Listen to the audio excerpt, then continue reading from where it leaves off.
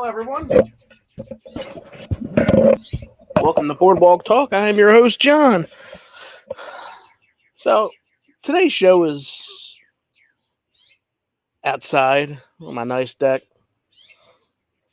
just chilling.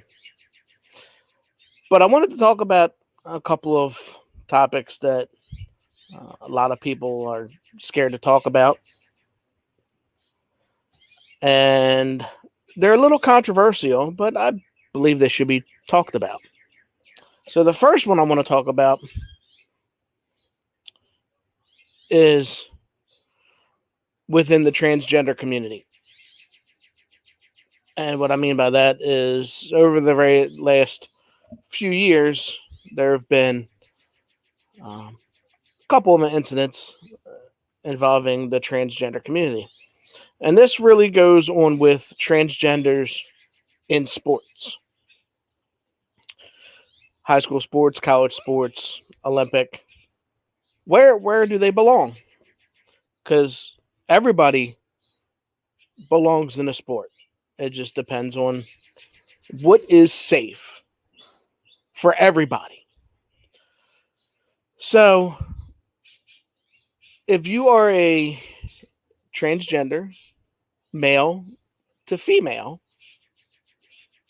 is it okay to play in female sports? And for transgender female to male, is it okay to play in male sports? Or should you stay where your biological DNA says you are? So if you are a male, whether you turn your identity and your gender into a female, should you stay where you biologically belong?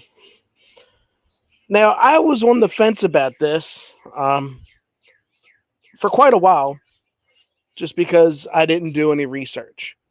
At first, I was all about, if you're a male, whether you chop your thing off and say you're a female, you're a male. That's it.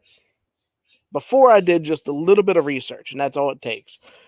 I officiate two major sports, baseball in high school, as well as rec ball. And I also officiate wrestling, high school and rec. So one of my major concerns is always safety. Now, as everybody knows, as an average person, the male is stronger than a female. We're talking average. The male upper body strength is stronger than a female's upper body strength. So, at what point do you just say I identify? Because anybody could say they identify as something. I mean, I can identify as a palm tree, but you can't just magically, stick a branch up my rear and I turn into a palm tree. It doesn't happen like that. But I did some research, and this is what I came upon. We're going to go with female to male. Female to male.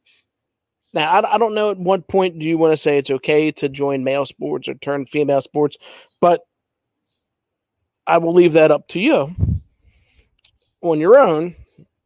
What I'm going to do is, if you would like to join and give your opinion, I'm going to leave the link in the chat. Follow the prompts. Join me. And tell me what you think. But I'm going to go over some of the facts. Over the course of the last couple of years, they have done studies that a female transitioning into a male, within the first year of their identity change, there was no major strength changes. Now, this is female to male. No major strength changes. Within the second year, from female to male, with the hormone changes and things to that nature, there were some transgender female to males that were stronger than your average male. Stronger. Now, they did this over the course of, I believe it was bare minimum um, during this test, but they did running, push-ups, sit-ups, your average that you would test, endurance with a human. How many push-ups you can do, how many sit-ups you can do, pull-ups, how far you could run, your mile, et cetera, et cetera. And then you have your male to female. And over the course of a year and 2 years, there was very little strength change. Now, over the history of many years, there have always been a separate female sports and male sports. And that's because of strength and safety, as well as competitiveness. Obviously, males are going to be maybe not more competitive, but can you imagine your child playing third base at a women's softball game, and we're going to go with a biological male hitting a line drive up the third baseline, and those bases aren't exactly 90 foot like on a baseball diamond. That could really hurt somebody. Or on the wrestling mat,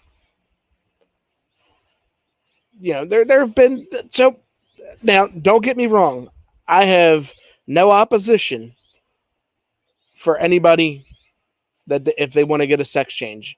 That is completely up to you. I'm not against it. It's not for me. I'm not getting no sex change. But I have no opposition of whether or not anybody should change their sexual identity. I'm going about it as a safety.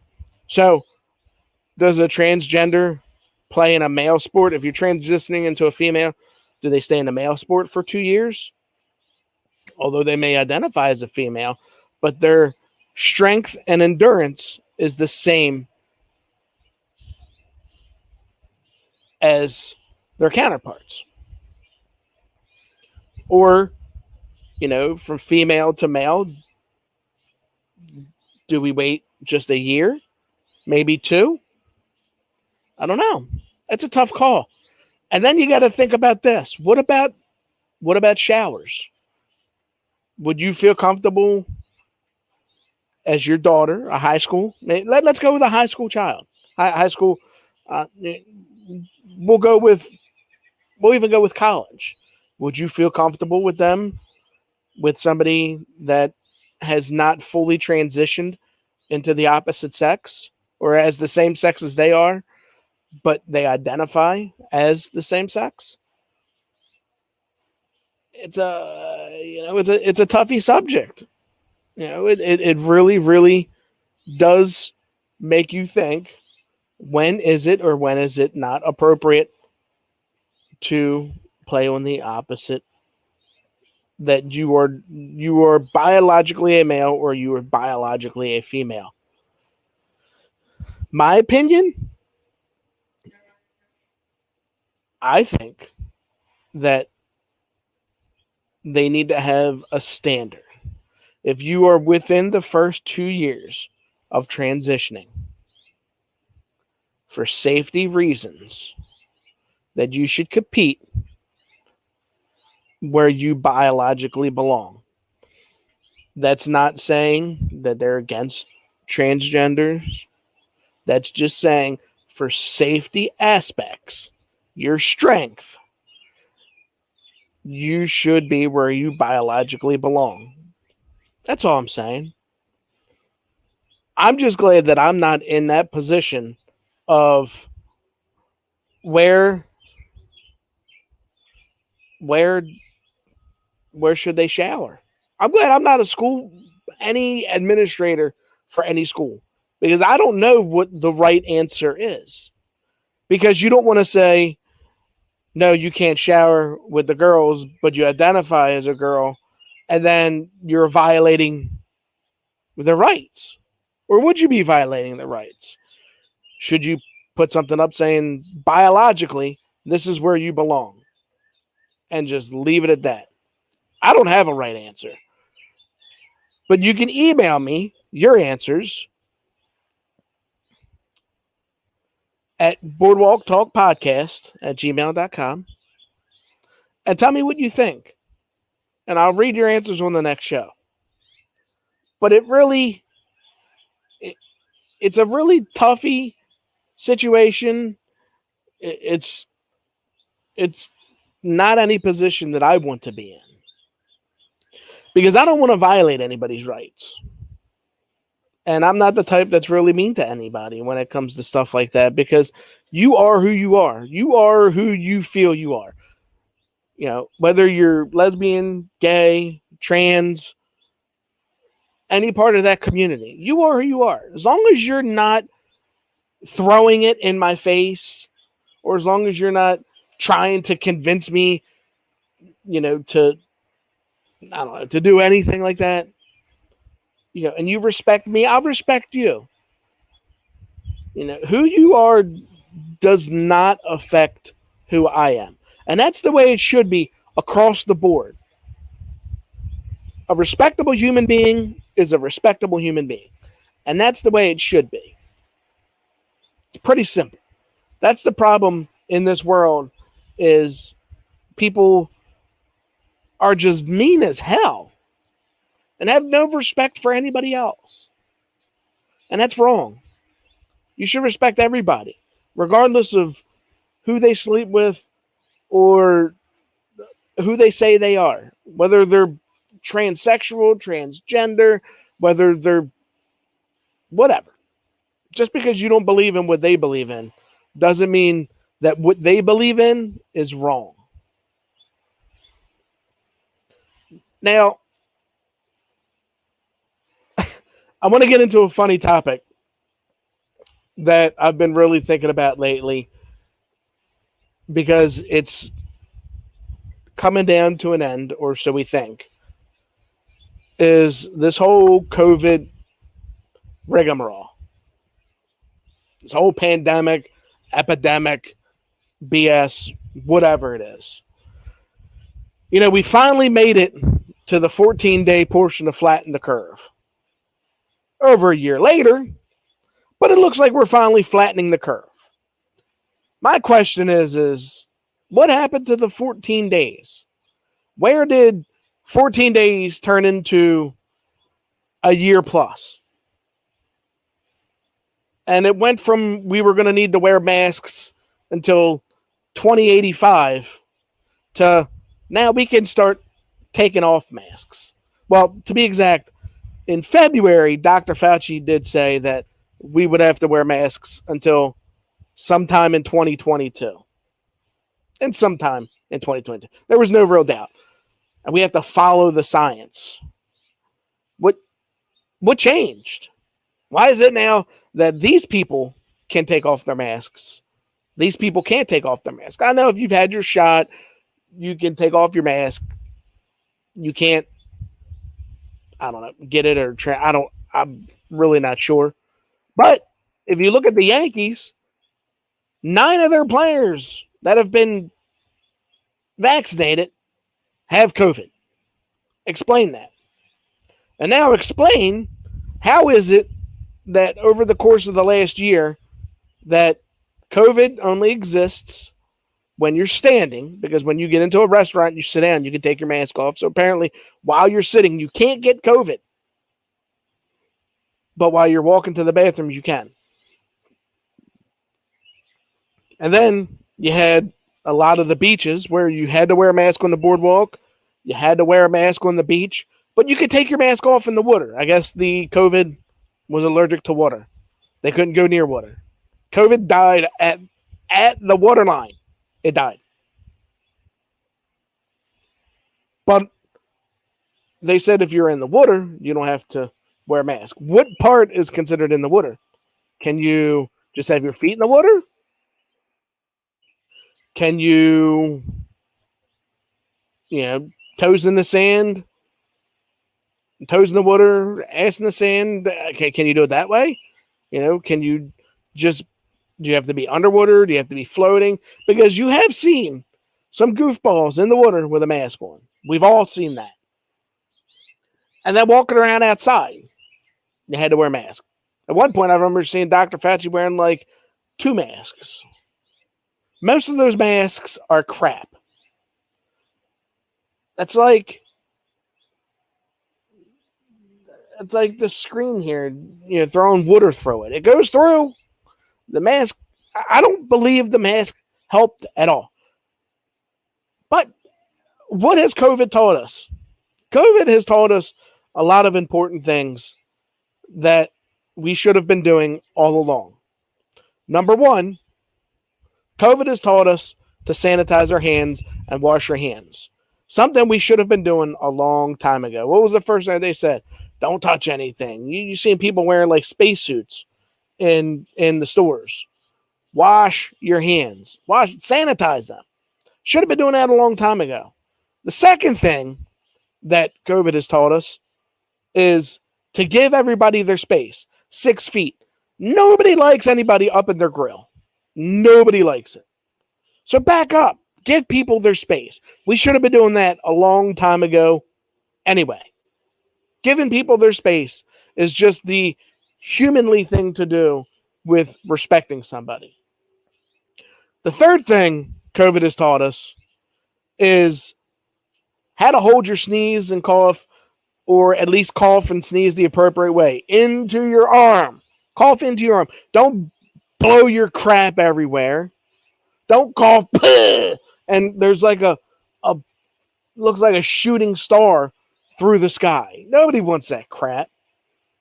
So COVID again, although it's been a year, it's taken us this long to learn how to cough and sneeze the appropriate way into a tissue. And for those people who were sneezing into your masks, you're absolutely disgusting. Yeah, it's just disgusting. Because then you got that. Have you ever smelled a sneeze? A sneeze has got to be like the most awkward smell on the planet. And sneezes have their own smell. I don't care what anybody says. Sneezes have their own smell. And it's pretty disgusting, I must say. But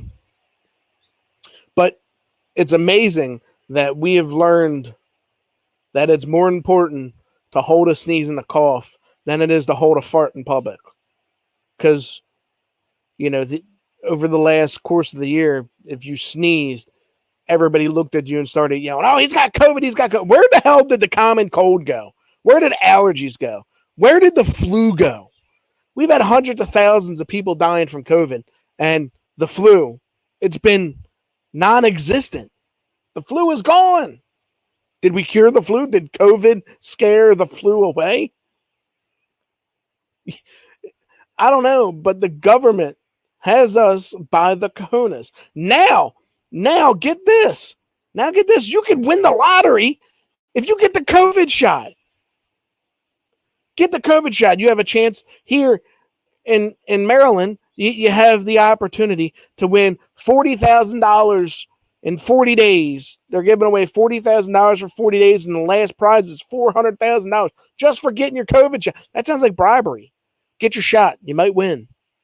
Delaware has some kind, or not Delaware, New Jersey or New York, one of them news up there has a scratch and sniff to where if you get your shot, you get a lottery chance and you could scratch off something. And then you got the good old state of Florida that doesn't give two craps. Open the state up. Open the state up. We're going all balls to the walls, folks. We're opening everything up. We don't care. 1 million people could die. We don't care. We're going to open it up. Welcome to Florida, which is good because I don't feel like wearing a mask anymore. I walked in to Wise last night and I didn't have a mask on, and there was maybe one or two other people that didn't. And it was almost like it all kind of scary because was I supposed to have a mask on? I wasn't really sure. But,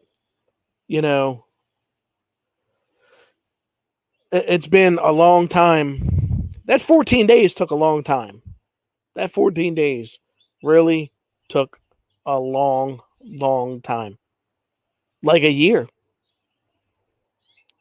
Now, does it come back? Do they start changing their policies? If there starts, another, outbreak, are they going to start closing things down again?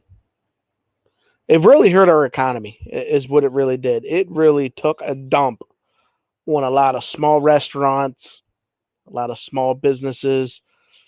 But Dave Portnoy, I want to give it to him. With his Barstool Sports Fund, he's been helping a lot of businesses out. Thousands and thousands of dollars to hundreds of small businesses that have struggled to keep employees working.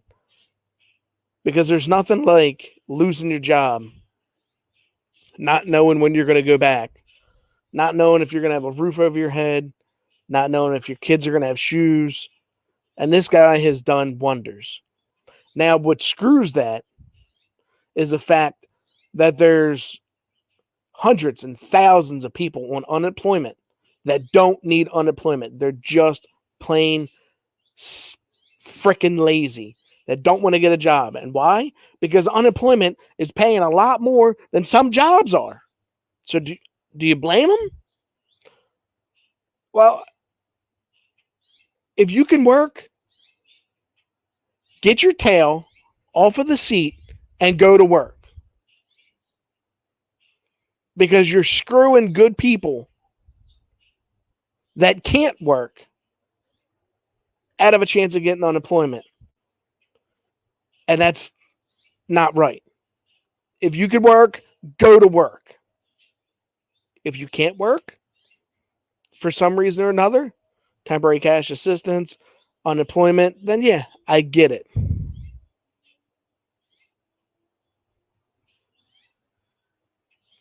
Now it legitimately has destroyed the economy, the entire economy, this whole COVID, everybody's on unemployment. I mean, now you got places like Dunkin' Donuts, McDonald's. I'll give you an example. Wise Food Market is offering $1,000 sign-on bonus. $1,000. You got some small businesses. Well, they're not exactly small businesses, but like Dunkin' Donuts, what's another one? Chick-fil-A. They're offering some of their employees $15, $16 an hour. And they're still struggling to get people to go there. Because people are lazy these days. It's sad. It's pathetic. I got to go to work every day.